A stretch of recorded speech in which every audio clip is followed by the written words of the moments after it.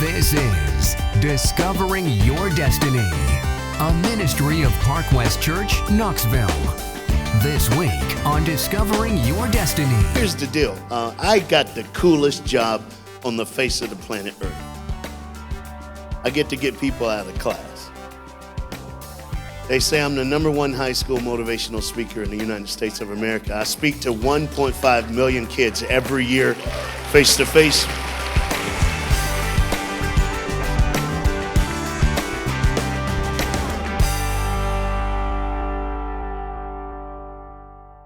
During the school year, our school year, I'm here, but then when we're out from May to September, we go to other countries. This past summer, we spent in New Zealand, Australia, Malaysia, Singapore, China, Japan, and Indonesia. This coming year, it'll be South Africa and Europe. Then the next year, we'll go back to Asia Pacific again. We'll do the Kingdom of Tonga, Fiji, Samoa, American Samoa. Then we come back to this side. We'll do Egypt. We'll do, you know what's really cool? I got to go to Sudan and to speak in their public schools. It's the most major Muslim country that we have in the world. But it's good. It's good. It's good. What I do is simple. It's a humble beginning here in Knoxville, Tennessee. And there are people here this morning who knew me then. Now they're looking at me now and they're like, how in the world did that happen? But then again, there's some people here who are going, I knew it back then that he would be what he is now. They should have told me back then. But I'm glad they didn't, because I probably would have messed it up. It's great, but you know, nothing goes without great pain. Nothing happens, nothing easy comes without a struggle. So if you're in the middle of a struggle, that means the miracle is going to be sweeter. Everybody touch your neighbor and say, it's going to be even sweeter. By the way, I just wanted to add one thing on a side note. This has nothing to do with anything, but if I was white, I would have his hair. Stand up, man. Just stand up, because that's beautiful, bro. I'm jealous. Like I said, it had nothing to do with anything. Brother on the second row, like, are you kidding me? I tell kids in school all the time, who cares what color you are? Color ain't nothing. My mom and daddy taught me everybody chocolate. They said you're either white chocolate, milk chocolate, or dark chocolate, but all chocolate good. You know what I'm saying? I'm just saying. And then my dad's like, look, son, if it wasn't for white people, Spanish people, and black people, we wouldn't have 3 games in the world today. And I'm like, on what? He goes, white people invented shooting pool. Anybody ever shoot pool? Do you know the rules? You get a white ball, hits all the color balls in, save the black ball for last. Then he says Spanish people invented soccer. That way they can kick the white man and the black man around all day. And black people invented bowling. He said you get a colored ball and you knock down all the white rednecks. There it is, right there, there it is. My dad. That's my dad. It ain't right, but that's my dad, all right? I got to tell you something. I had the greatest parents on the face of the planet Earth. But let me explain it like this. My parents did not teach me how to live. They didn't. They taught me how to die. And let me explain, because some of you are like, what? And I got to be honest. You get ready to get on the roller coaster, because I'll go from cracking a joke to serious. That's the way it is, all right? Because I believe the Bible even says a merry heart doeth good like a medicine, all right? So I'm just going to give you a little medicine, I'll give you a pill, give you a little, help you out. It's all good. Some of y'all like me, don't you? I know. I like you too. It's all good. What's not to like about me? Shut up, JB. All right, here we go. Now, you have to understand, we grew up together. That's why I told him to shut up. He could stand up and start saying stuff. We don't want to let it go. All right. My mom, when they said she sang when she died. That when my mom died, it was 4 nurses came to the funeral and said, your mom sang, I sing because I'm happy. I sing because I'm free. His eye is on the sparrow, and I know he watches me. And then she died. That's pretty cool. Now, my dad, he had a brain tumor. He got sick, really sick. And they said that the last thing he did was talk to his doctor. I know that because the doctor called me and said, your dad passed away. Can you come to my office first? When I walked into this doctor's office, he had a Bible open on his desk. And my dad had told me, pray for my doctor. He ain't saved. And I remember walking in his office, seeing that, and I hear my dad remember my dad saying, and I'm like, Doc, what are you doing in the Bible? You're not saved. He went, that's just it. That's why we got to talk. He said, I was in your dad's room, and I walked over to make sure he was okay. And he looked at me and went, Doc! Now, you got to know my dad, dude. He's doing okay. My dad goes, Doc, naked I came into this world. And he lifted the sheet and went, and naked I'm going to leave. But blessed be the name of the Lord God Almighty, who was and is to come. He goes, Doc, do you know him? Do you know my Jesus, Doc? You can't leave this world without knowing him. If you don't know him, ask my boy Reggie. He'll tell you. Beep, and he died. And the doc goes, where is that? So I showed him Book of Ecclesiastes. He's read it. He went, okay, men cry curse words when they die. Men scream for their mama when they die. Men tell me secrets that they wish they'd never done when they die. Men curse me because I'm not able to save them. They beg me to save their life. I ain't never had a man look at me and go, do you know my Jesus, Doc? Don't die without him. And he goes, and you're going to see your daddy smiling. He died with that smile on his face. Whatever he got, I won't. And all I did was turn to Psalms 23 and say, yea, though I walk through the valley of the shadow of death, I will fear no evil, for thou art with me. And I just said, Doc, Jesus ain't with you, is he? We can change that. My dad was right. You called me. Can I ask you today, who's with you? Who are you deciding to walk this life with? Forget the life. Who are you deciding to walk with through the valley of the shadow of death? Because my brother, if it's a joint, it ain't gonna last. If it's a pill, you can't get that high. If it's a girl, what if you die first? If it's your money, fire. Y'all looking at me like I'm crazy. Somebody's gonna get saved today. That's the greatest decision you'll ever make in your life. It started in the second grade at Fair Garden Elementary School on the east side of Knoxville. We had this thing called Parent-Teacher Conference. I don't believe in Parent-Teacher Conference. I wrote a letter to Obama and said, we need to get rid of Parent-Teacher Conference. I said, if we get rid of Parent-Teacher Conference, our economy will get better. Ain't nothing else working. Might as well try that. At least our children will be happy. Look, little brother right there is like, I love this black man. He good. He should be preaching every Sunday. I like this.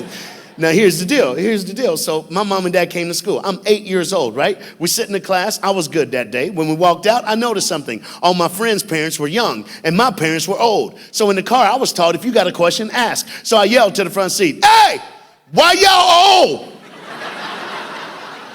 Hey, if you young, don't ever do that, all right? You can think it, but don't say it, all right? When we got home, my mom and dad looked at me and said, we got to talk. So my dad sent me at the kitchen table. Anybody in this church ever been to the kitchen table for a talk? Mm-hmm. If you young, don't go. Literally, here's the rule. If your parents look at you and go, we got to talk, let's go to the table. If you don't smell food, run. Run. They will catch you later. You run, all right? That's because I love you. I'm just saying. Okay, can I say something? That little kid right back there is my favorite person in the whole church right there. 1, 2, 3, 4, 5 rows back with the striped shirt. Hey, buddy, how you doing? You're awesome. I want to give you money. I ain't got none. I'm married. You'll understand that someday. I'm just telling the truth. Okay, you want me to tell you the truth? Here it is. Are y'all ready? If you're a man in this room, listen to me very close. I've been married over 22 years. You have a choice in life. You can either be right or you can be happy. Choose happy.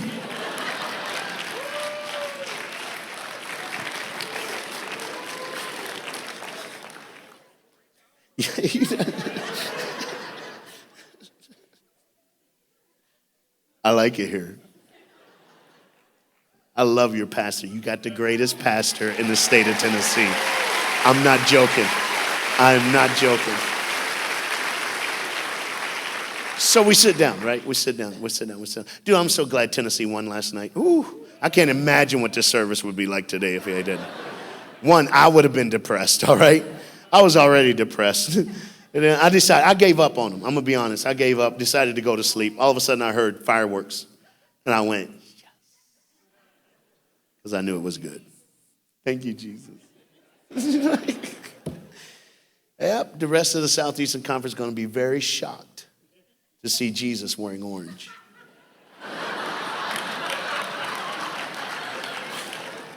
We've already talked. When we sit down at the table, my dad started. My dad looked at me and said, son, there's a plan for your life and we're going to help you find it. I said, yes, sir. My mom looked at me and she said my favorite word. She said, baby. I like that. I like it when my mama said that. My mama said, baby. Whenever she said that, it was like magic, though. My darkest night had a light. My cloudiest day had sunshine. No matter what I was going through, I could make it because mama said, baby.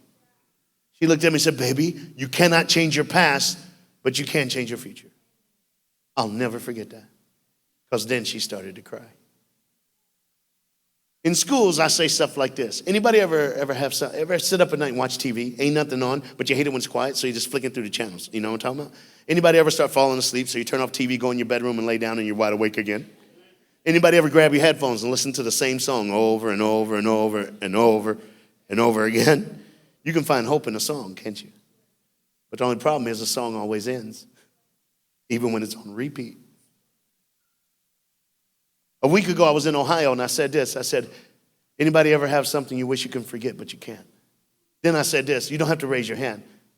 And it was 4th grade through 12th grade. I said, anybody ever wish you could die? Ever wish you could just go to sleep and not wake up? A 5th grade boy in front of 700 students jumped up and went, me! Me! And the teacher was like, shh. And he went, no. I thought I was the only one. And kids in high school started to cry. I got the greatest job in the world. My mom, after she cried, my dad moved chairs and held my mom. Then she looked up at me and said, baby, I'm sorry. I'm not your mom. That's why I'm old. My dad whispered, I'm not your father. It's the first time I've ever heard foster care. See, when I was in elementary and halfway through middle school, my last name was different. They changed my name because my foster care parents adopted me when I was in middle school. It was cool because I've always wanted to have the same last name of the people who raised me.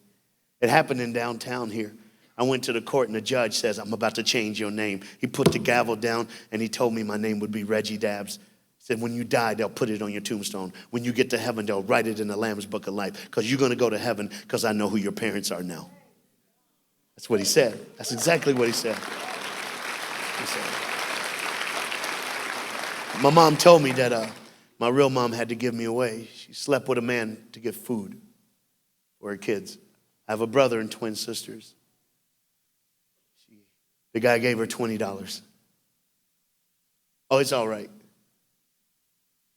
I'm worth $20 in the eyes of the world, but I don't belong to this world. You see, here's what I found out. My past is my history. My future is my destiny. My past is nothing but a story of the grace of God working in the life of a little brother from Tennessee, all right? My future is the grace of God and all the people who get to hear me speak. I don't deserve this. Of all mornings, I'm figuring that out today. But a long time ago, I figured I'd die with him than without him. So if you choose to die with Jesus, he'll choose to live with you. Are y'all with me this morning? Can I tell you what happens in public schools? I'm not able to say Jesus in a public school. But what's cool is a lot of times we get to do things at night and invite kids from the campus to our events.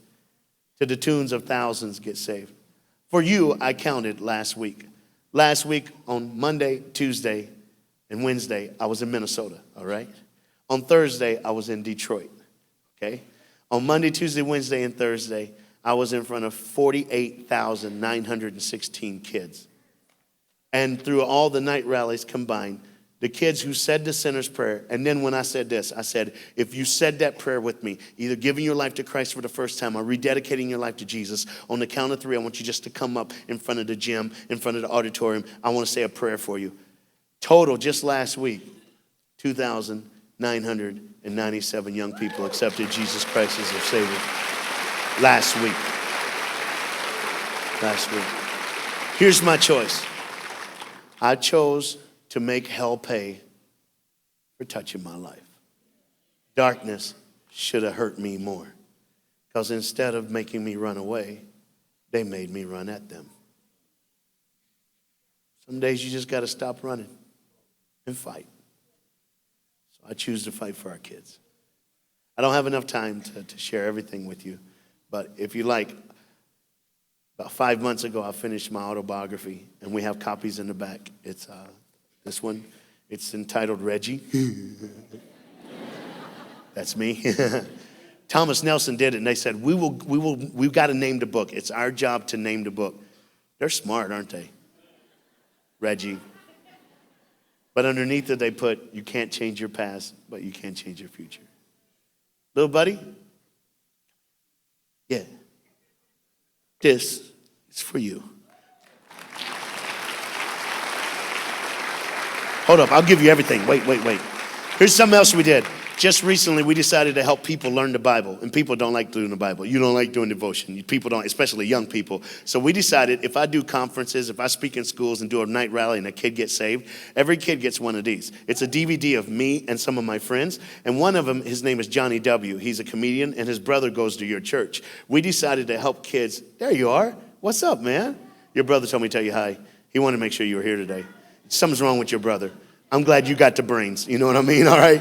If y'all meet Johnny, you'll understand. We decided to help kids learn the Bible. So every day, 10 minutes a day, you go put this in and you do devotions with me and some of my friends. Cool? That's yours too. Thank you very much. Clap for my friend. You're awesome. You're great. Hey, before I tell you what's happening in schools real fast, let me show you what the Youth Alliance is. This is what a group of men who decided to change the world, one kid at a time, one school at a time. We do kindergarten all the way through high schools. We come from every form, every background. You'll see former football players. You'll notice some of their names like Irving Fryer and Cobb. You'll see little guys who used to be WWF wrestlers who now go to schools and talks about being dwarfs or midgets or little people. I don't know I asked him, he said, any of those are cool. Just don't call me Oompa Loompa. I said, I ain't gonna do that. But we go to public schools and we help kids. And you can hear what the kids, at the end you'll see two boys. It was one of the coolest days ever. They stopped my program twice to give me a hug. And this was an inner city school like you would not believe. But we're called the Youth Alliance. And here's why we're doing this. Your pastor believes in what we do. Schools are poor. How many of you know that? But you know what? We found out that if we come to churches and preach and give you an opportunity to partner with us, there are some schools that pay for it, but there's other schools that just don't have it. But churches are able to help us, come alongside us. My goal is to do every high school and middle school in Knoxville, Tennessee, and to do a rally at Thompson Bowling Arena to have 20,000 young people there and to watch this city change by the power of Jesus Christ. That is my dream. That's my dream. But this is what we do. Watch the screen. Welcome to the Youth Alliance. The Youth Alliance is a multifaceted, nonprofit organization that impacts the lives of our youth, families, and community across the country and around the world. Our mission is to encourage, train, and equip our youth with the necessary tools to break the chains of poverty, addiction, psychological, and spiritual underachievement. When the Youth Alliance comes to town, we join forces with other community-based organizations throughout the community to install passion and success in the heart of our teenagers. If you're an individual in this room right now, and you're teasing and making fun of someone, and you think it's cool, it's not. I can't wait to be in front of the students to express what it did to me, and you can get over it, but yet you got to speak up about it. Today's young people are hurting. They are bombarded with ways to fit in and to be popular and to be cool. We believe students need to discover and understand who they are before they make life-changing decisions. All of us, every last single one of us, are where we are right now in our lives because of our choices and our decisions. I am where I am right now in my life because of my choices and my decisions. Students will be challenged and inspired by our school assembly topics like bullying, leadership, character, choices, and self-worth. Our goal is to inspire our children to become the leaders of tomorrow and to overcome the challenges that we face every day at school, at home, and in our communities. You may think that if you pick up a phone, you might hear somebody say on the other end, I don't care, but not this morning. This morning I came to tell you, there's somebody on the other end of that phone who cares about you and loves you. You know who it is? Me. The fat black man loves you, all right? And I was in the second row. I was crying because I know what he was going through. I've been through it too since I was a little kid. Going to everybody's house, eating and sleeping. I've been there, done it. That's all I got to say. And he gave him a big hug. I felt happy about it. Gave him like 2 hugs. It made me feel good about myself. The Youth Alliance, uniting the community to benefit our youth.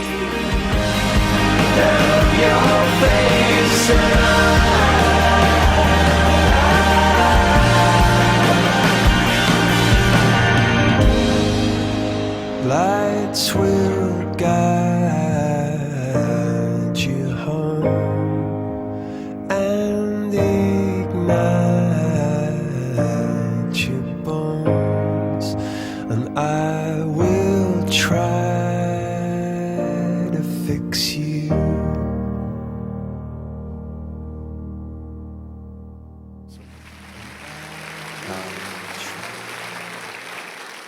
I went to New Jersey. I was in a high school, 7,629 9th through 12th graders. It's a big school. They had a place called The House. It's their basketball field house. It could hold 10,000 people. I was speaking. The only thing empty was the gym floor, and I had a wireless mic. I was on one end of the floor when I got done. I said, okay, I'm done. I'm finished. Y'all got to go back to class. And a kid yelled, wait! Scared me half to death. On the other end of the court, underneath the basket, about 4 rows up, this kid yelling, wait! And I said, what is wrong with you? He goes, can I have a hug? And I'm like, that's a cool way to end. I said, yeah, come on, come on. He jumps out of the bleacher, starts running. And I thought everything was fine. Then it went wrong. While he's running across the gym floor, about 2,000 other kids decided, ooh, I want a hug too. Okay, people, I'm going to die, all right? And I'm hugging all these people, and there was a girl there. She had a hoodie on, and the hood was up. I couldn't even see her face. She squeezed me so hard, I thought she was going to choke me to death. She kissed me on the cheek and said, thanks for coming to my school. When she went to pull away, her hand was in mine, and her sleeve went up too high, and I could see her arm. Now, look, I call young people my babies, all right? I don't care what color. They're all my babies. And I even taught myself to talk white just to make sure I cover all the bases. So here's Reggie talking white. Here it is. You ready? Get her done. There it is. That's all I know. That's it. See, look, white people clapping. Black people like, oh, Lord. All right. Yeah, when some of my babies hurt so bad, I know it's crazy, but I understand this. They hurt so bad on the inside that they got to feel that pain on the outside. So they'll take sharp and dull things and they'll cut themselves to cope with the pain on the inside with the same kind of pain on the outside. They'll take lighters and matches and burn themselves. That girl's arm was unbelievably scarred. I couldn't let go because I'm crazy, all right? So I looked down and I took my free hand and started rubbing her scars, and she started crying. And I said, no, baby, no. She cried so hard I gave her a hug again, but I had to let her go. But she found me. You know why? You cannot hide from Facebook. They will find you on Facebook. Oh, I got to tell you this. This is so recent. I get about 800 emails a day, all right, through Facebook, Twitter, and all this stuff. And I answer them all. I just answer them all because that is one of the greatest witnessing tools ever. Not long ago on a Wednesday, I got up to speak at 7 p.m. When I got up to speak at 7 p.m., somewhere in America, a kid was about to commit suicide. He had sleeping pills. He got online to my Facebook page and said, Reggie, the pills are on the nightstand. I'm about to take them. I'm about to die. But you're the only one I could think of to say goodbye to. So I love you, Reggie. Thanks for trying to help me. I'm just a face in a crowd, but one who remembers you when they die. I'm speaking. When it was over and done, I get a phone call. Go to your email. You got to see this. While I was speaking, about 170-something kids decided to talk to this kid who was about to die about me. And they started going, no, you can't give up. If Reggie was here, he'll tell you about Jesus. He'll tell you Jesus loves you. Then one kid goes, wait a minute, I'm in the back of the church. I'm looking at my phone. I'm looking at Reggie right now. He said this, hey kid, don't take the pills. Instead do this. He's saying a prayer. Dear Jesus, come into my life. Forgive me my sin. I believe in the cross. Just type these words back to me. And he did it. By the time I answered the kid, he goes, all your friends saved my life. I believe in Jesus now. It's all good. It's crazy. It's crazy. I know it's crazy. I'm going to let you go. It's 12:30. We got 30 minutes before the Cowboys kick off. Okay. I grew up in Knoxville. Y'all know. I know what you're thinking, all right? But I got to do this. I got to do this. I got to do this. I got the greatest job ever. There are people here who I grew up with going to church. My whole life is about winning the loss. All because, are you ready? My mom's a 10th grade English teacher. My dad was a school janitor. I didn't have a chance, did I? And they adopted me. My real mom gave me away to her favorite teacher at school. Isn't that great? When I was at Fulton High School, we had a teacher, English teacher, made us write poetry. It was the worst 3 days of my life. Look at me. Do I look like a poet? No, I eat poets, all right? First poem the first day, 55-minute class. I get done, hand it in. My poem went like this. I like football. Yes, I do. I like football. How about you? She said, write about something you love. So there it was. She didn't like it. Next day, she said, write another one. Anybody ever have this voice in your head telling you not to do something? Have you ever thought, ooh, I'm going to do this? And someone goes, no, no, no, no, no. Anybody ever do it anyway? Me too. 55 minutes on the second day, I wrote a poem, and I was going to hand it in, but my voice said, don't do it, don't do it, don't do it, don't do it. So I handed it in anyway. I got in trouble. Some of you are like, what was the poem? I'll tell you. I know you want to know because you look a little weird too. You know what I'm saying? All right. So here it is. I wrote this. Roses are red. That's great. One lady just went, oh no, this is not going to end well. Roses are red and violets are blue. And my voice is like, don't hand it in. Please. But I had to hand some. Roses are red, violets are blue. I think you ugly and I know your mama is too, all right? She thought I was talking about her. That ain't right. Last day, she said, it better be good. I said, okay. I don't know where it came from. I told God, I said, Jesus, if you save me on this one, I'll do whatever you want. Anybody ever say that? I'm the #1 high school motivational speaker in public schools. He answered my prayer. Here's what I wrote. I don't know where it came from. I don't need to know your name to know your pain. I have my own. I don't need to know your home to know your shame. I have my own. But somebody loved me just the way I was. And somebody loves you just the way you are. Reggie. It's on the back of my book. It's the first chapter of the book. That girl that I hugged with the scars, she rewrote it. She found me on Facebook and went, dear Dad. She called me Dad. I like that. You did not know my name, but you saw my pain. You did not know my home, but you saw my shame. You love me just the way I am. I'll never forget you. We talk all the time. Yea, though I walk through the valley of the shadow of death, I'll fear no evil, for thou art with me. I had no idea that it would change my life. Who's with you today? Thank you for joining us for Discovering Your Destiny, a ministry of Park West Church, Knoxville, Tennessee. At Park West, we pray that God will help you discover your destiny.